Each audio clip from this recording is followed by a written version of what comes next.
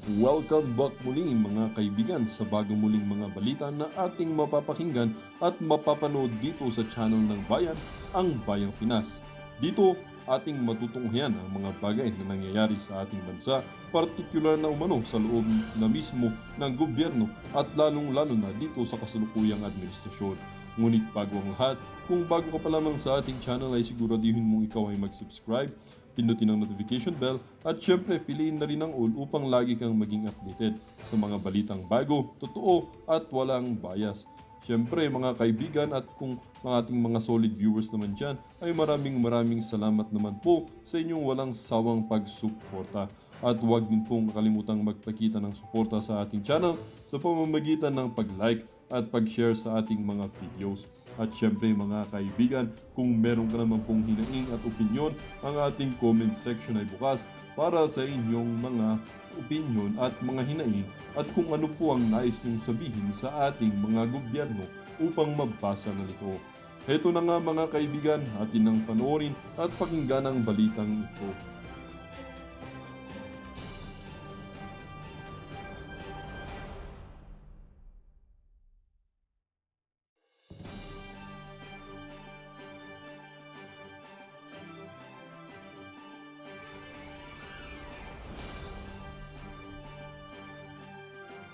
Din to eh. Madiin din bumanat ito eh. Game, pisaan na ho natin to. Oh. Mr. Real Talker, pasok. Thank you, Madam First Lady. Oh. You embody the role of a true mother of the nation. True mother of the nation. Hi ka ba, sir? Ha? Malakas ba ang tama mo? Bangag ka na rin ba? Nagtatanong, ha? Hindi kita pinaparatangan. True body embodiment ng pagiging mother of the nation. Sino ba tong mama na to? Ba't biglang... Pero tingnan natin yung matanda. Mr. President, Oh, tingnan niyo mata. Ah! Oh, ano? Nanto ko, ano nangyari to? Biglang... Oh, tingnan niyo mata. Ah. Ay, ano nangyari dyan sa mukha na yan? Hoy, First Lady Lisa Araneta Marcos, alam nyo, napapaligiran kayo ng mga camera, ng mga nagbibideo. Ayusin nyo yung pagmumukha nyo. Walang niya talaga itong mga nasa Malacanang na to, no? Lalo na itong alin na to, nako, pagka natapos ng, ng asawa mo, nako, maraming maniningil sa mga kabalbalang ginawa mo sa pamahalaan, panigurado. Ha? Oo. Maldita ang putang ina. Oh, relax lang. Oh, maldita talaga yan. Opo, kuwang-kuwa mo, Brad. Palakpakan natin itong si Mr. Real Talker. Tayo, di natin makuha eh. Kahit anong ikot ng mata natin. Magaling tong si brother natin. Mahusay. Alam mo mga Luz, nagtatakal talaga ako. Ang dami kong mga nakikitang video clip na may mga unnecessary tawag dito, may mga unnecessary movement ng kamalditahan itong si First Lady. Yung mahuli talaga sa camera, nakakatawa. Diba, sosyal yan? Yan ba yung disente? Diyos ko, dami ng mga clips na parang natsiyang tanga.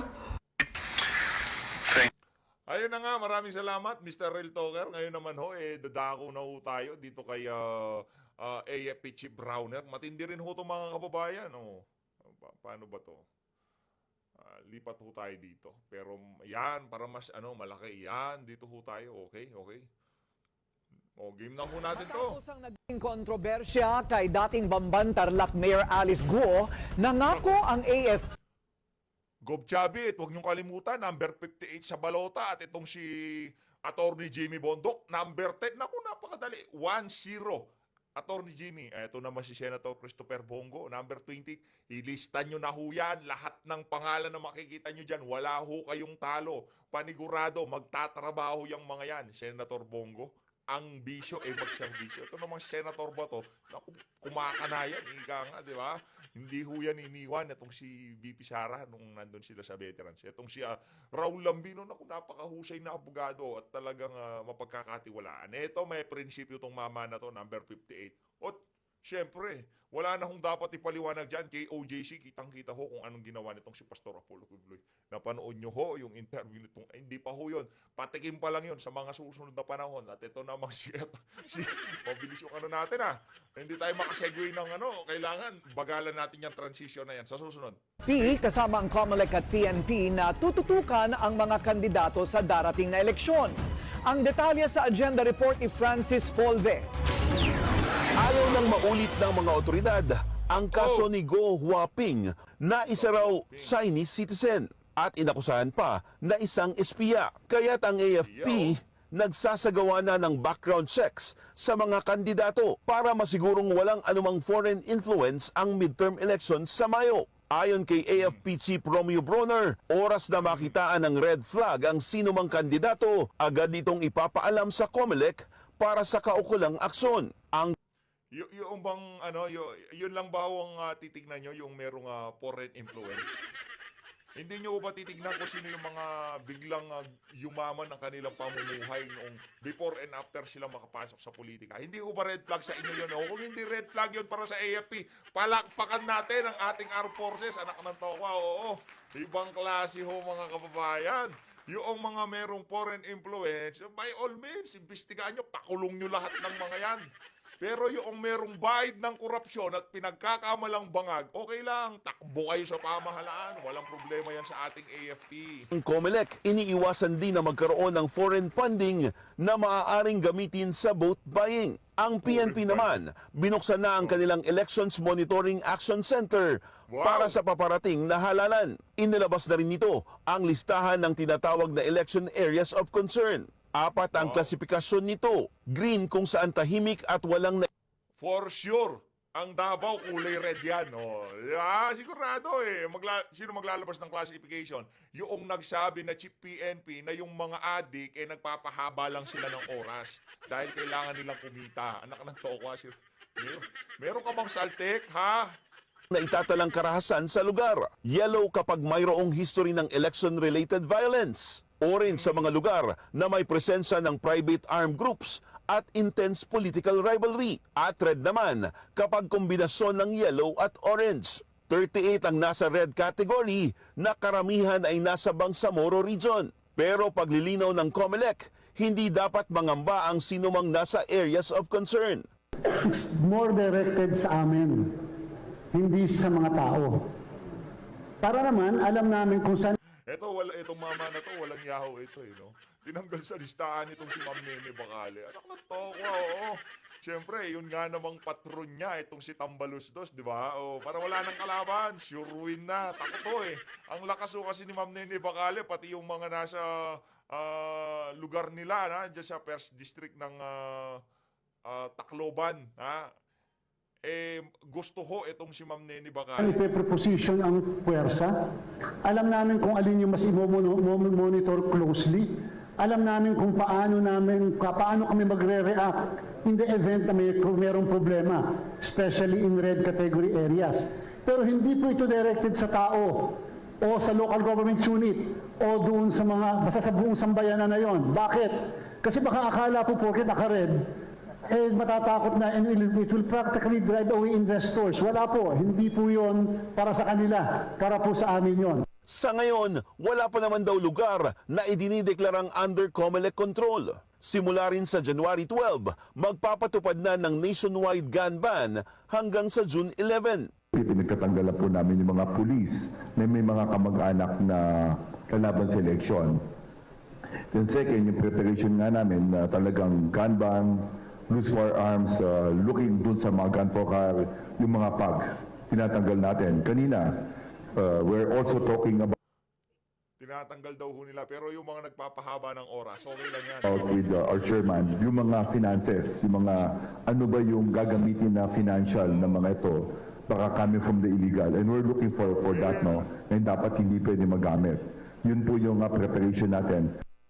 Gagamit na rin ng mga pulis ng body camera sa mga checkpoint at nakikipag-ugnayan din sila sa mga LGU para sa pag-install ng mga CCTV. Base sa Ballot and Box Election 101 ni election law expert attorney Alberto Agra, bawal magdala ng armas tulad ng baril at iba pang deadly weapon sa mga pampublikong lugar, kabilang ang mga gusali, parke, kalsada at kahit sasakyan. Saklaw nito ang lahat kahit pa may permit to carry outside of residence at maging may hawak na mission o letter order. Exempted dito ang mga bibigyan ng COMELEC Authority o Certificate of Authority.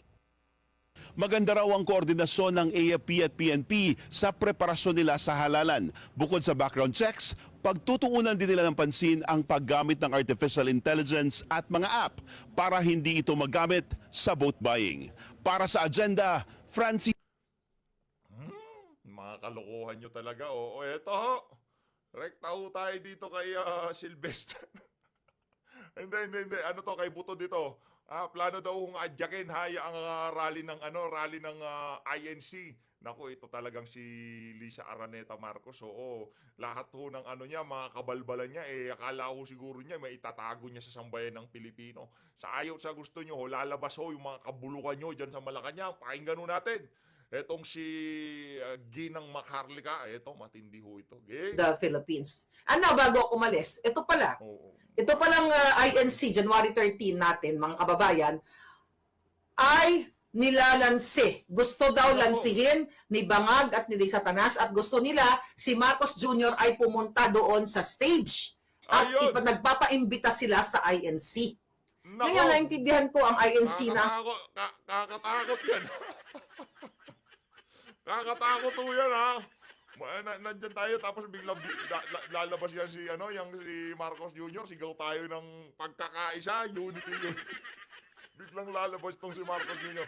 Pero sa tingin ho natin, hindi pa hihintulutan niya ng pamunuan ng INC. Yan ang hindi tayo sigurado pero tiwala ho tayo na hindi pa hihintulutan niya na mabahiran ng politika ng mga kababayan nating INC. Palakpakan ho natin na napakalaking effort ho yan yung pagsasagawa ng malakihang pagkilos na hindi ho biro yan na yan kumbaga talagang malaki ang gastos, mahirap, pero ginawa pa rin ho ng mga kababayan nating INC dahil doon mga kababayan, papalakpakan ho natin at sasaluduhan natin ng matikas yung mga kababayan nating INC. Matikas na saludo. Kaya may sound effects. Ang kanilang layunin ay para pag-unite ang bayan. Pero sir, mga mga father, di ba mga kapatid, hindi na po mangyayari yan. Dalang intensyon ng bangag na ito at ni Lisa Tanas ay sirain, nakawin, mangidnap at lahat ng pwede nilang maubos na kayamanan ng bayan ninyo, bayan natin, ay tatanggalin nila. So kung ibiimbitahin nyo si Bangag dyan, ano sasabihin niya? Oo, kinanta Eduardo, huwag na kayo mag-rally-rally, magbati na kami ni Inday Sara. Bubuduli na naman kayo. Strategy yan ni Lisa Tanas, and I hope po, dahil we are supporting you sa inyong panawagan, na talagang dapat tutukan ng gobyernong ito ang pagtaas ng bilihin, suliranin ng mga mamamayan, walang trabaho, alam nyo na yan, bills, mga pagtaas ng mga services and everything, di ba? Huwag na kayong magpagamit. Tuluyan nyo na to. And now, ang KOJC, ang GIL, I hope,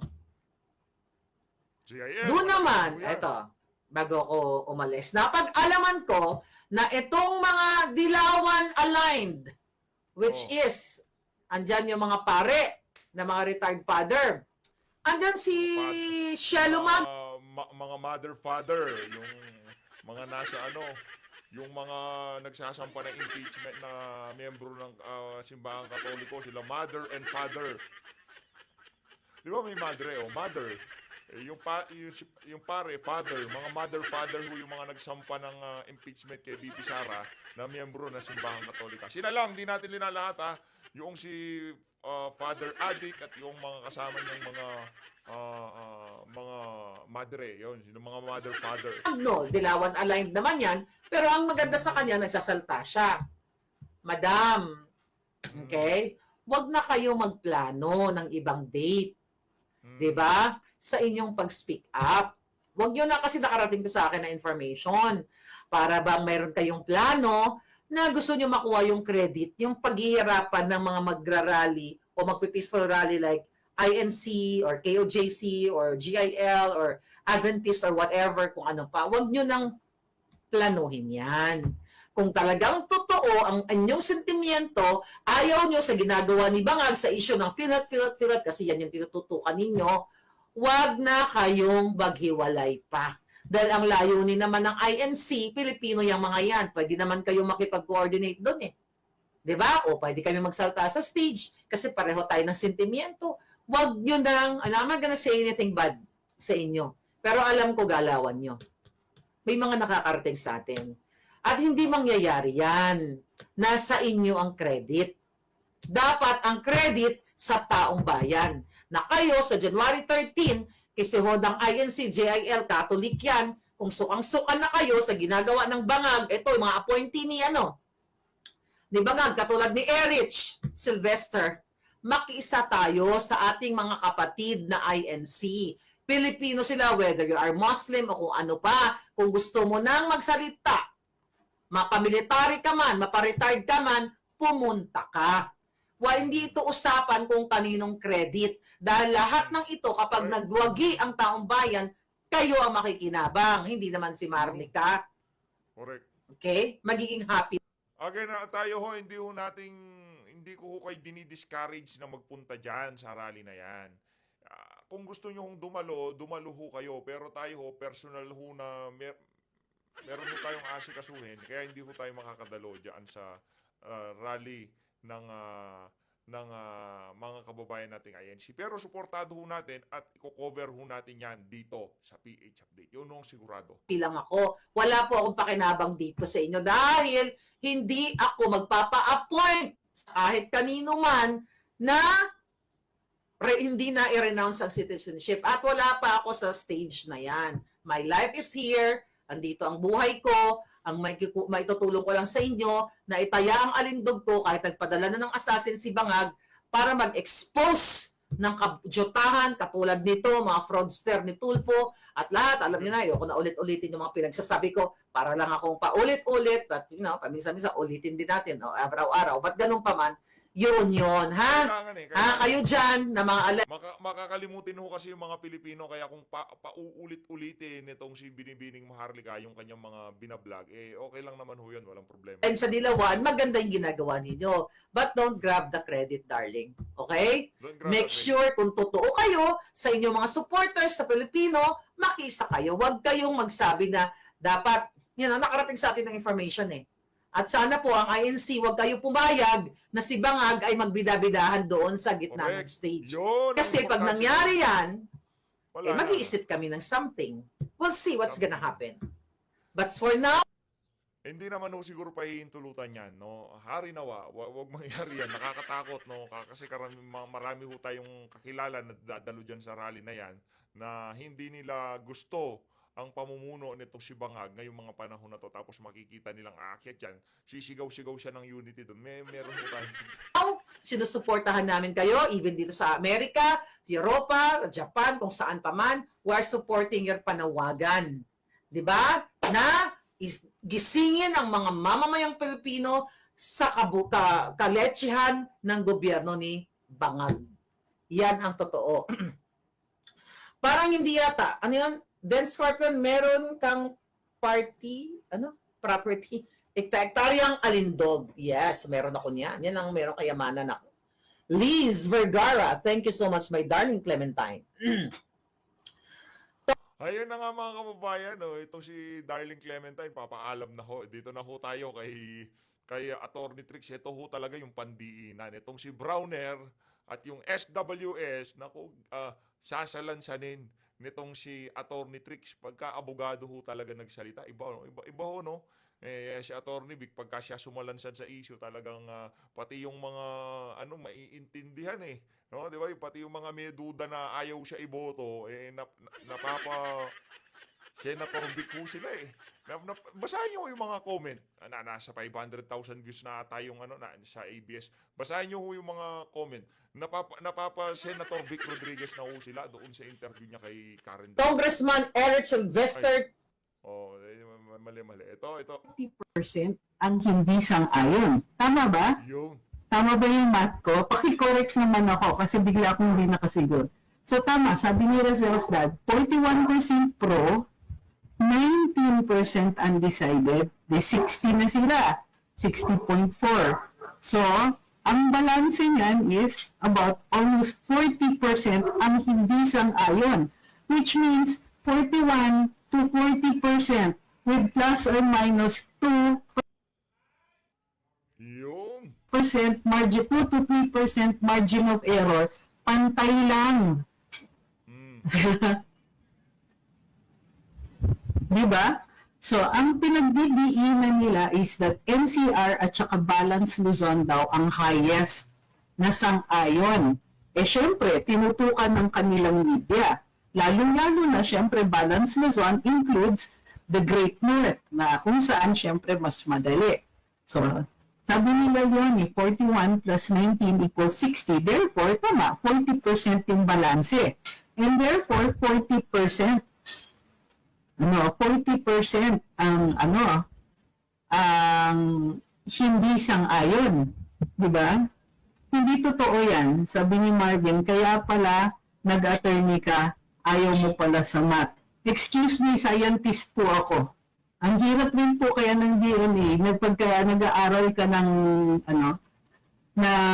genetics. Meron din pong math. Meron din po kaming biostat. So, hindi po yan sa ayaw ko sa math. Naniniguro ako dun sa aking formula. Kasi syempre, hindi naman natin pwedeng sabihin na for a fact kung nagkamali ako ng And please, let's not do that. Let's not do yung mga presumptions na ganyan na kaya ako nag-abogado. Dahil may mga tax lawyers na magagaling sa math. Mga accountants. So, yung mga two of my closest friends, in fact, of my closest friends in law school are all tax lawyers. So, hindi rin pwedeng sabihin na ayaw nila sa math. Tuwan-tuwa nga sila sa math.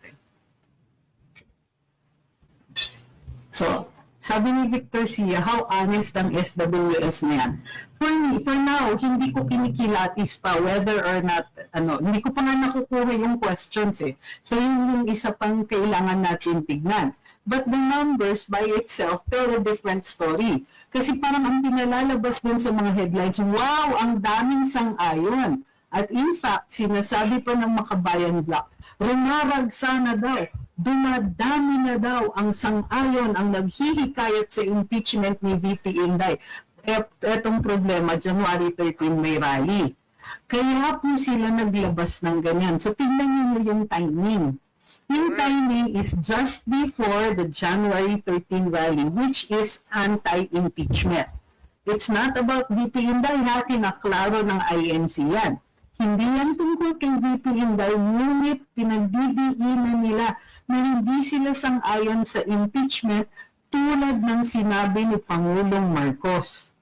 So, kung kung sinasabi nila na ay dumadami na yung pro-impeachment, dumadami rin yung hindi nakikinig kay BBM. Ibig sabihin na may mga tao na sumusuway sa presidente or the president's popularity is also taking a hit. Ibig sabihin, ano yung credibility ng presidente na nagsabi na hindi siya sang-ayon at huwag nang ituloy yung impeachment na yan. So, sabihin man ng Makabayan na rumaragsa, which right now, they cannot say that. Okay? Hindi pa. The numbers do not support them, assuming na tama ang SWS. Okay? Itong entire discussion, ina-assume natin for the moment na tama or maliit ang margin of error, which is something like 3% plus or minus ang margin of error niya, which is about standard. 2 to 3% is your standard margin of error sa mga surveys na ganito. Which means, yun po ang yung 40% na solid na yan ay hindi sang-ayon. Pero ang headline is 41% ang sang-ayon. Ito pa, January 13. So, ayan ang konteksto. So, ano yung konteksto? May parating na malaking rally January 13. Mayroong mga gustong magsulong ng impeachment. Bukod pa dyan, may timing. Na-timing pa na kahapon nagkaroon ng press conference or kanina, nag-press conference ang COMELEC kasama ang AFP at saka ang PNP. Supposedly para mapalagay daw ang loob natin na hindi magiging magulo o gagawa sila ng efforts para hindi magulo ang darating na eleksyon. Pero ano ba talaga yung magulo? Hatingin nila. Naghahanda sila sa gulo in case maggalit ang mga tao sa impeachment. Sabi ni Sam Armstrong, ano nangyari sa kaso ni VP Sara? Walang kaso si VP Sara. Sino may sabi may kaso siya? Unless you're talking about yung kanyang disbarment which was filed years and years ago. Anong kaso ang sinasabi niya tungkol kay VP Sara? At bakit niya ina-assume na may kaso siya?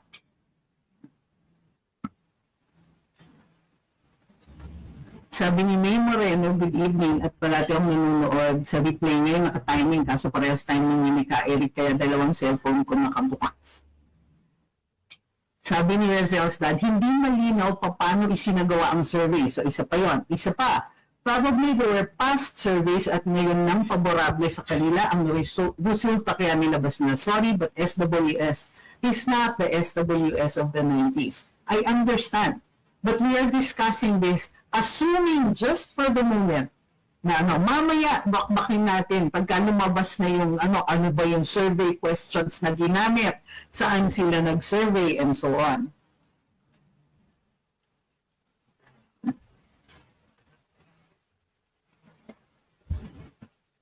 Sabi ni Daryl, gusto ko yung mga input nitong si Daryl. Sabi niya, among the founders of social weather stations, Jose P. De Jesus is related to the Marcos family. He is the brother-in-law of former Marcos Sr.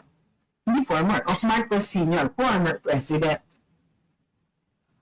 Daniel says, good evening, totoo bang invited? Naku, ang kulit ninyo. Sinabi ko, narinig natin yan from somebody in the DFA, but we cannot attest to the truth or falsity of that statement. So kung nagpo-troll ka lang, naiintindihan mo na ilang beses na namin yung diniscuss. Tend to go with the crowd. So pag nakita nila, ay marami palang sang-ayon sa impeachment, yung mga undecideds might decide with the majority. Correct.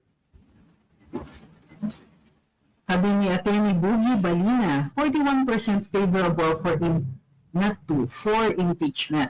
Is understandable kasi magkasama dyan ang anti-VP, anti-Duterte, pro-admin, pro-Lenny, leftist, and makabayang bloc. That's 41% combined. And it is still consistent sa favorable rating ni VP Sara. Malicious din lang yung headline, making it appear na ayaw na ng tao or increasing ang tao na ayaw kay VP. Likewise, there may be people na favorable sa impeachment but still pro-VP to give to give VP the forum to air her side, which the Quadcom denied her. I agree with this one, especially dun sa last part. Sabi ni Mark Anthony Hermoso, commissioned by Stratbase ang SWS survey. Good point. That also affects the context. Hi kay Adrian, sabi niya, nakakatawa lang na every time may pabor sa mga Duterte or against the performance ng admin, lagi may isang survey na inilalabas na pamukabango ng admin na karamihan ay one-off na surveys. Correct.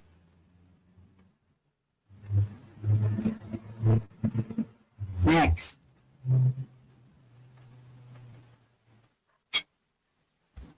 Yung mga off-topic, hindi pa muna namin kayo babasahin, ha?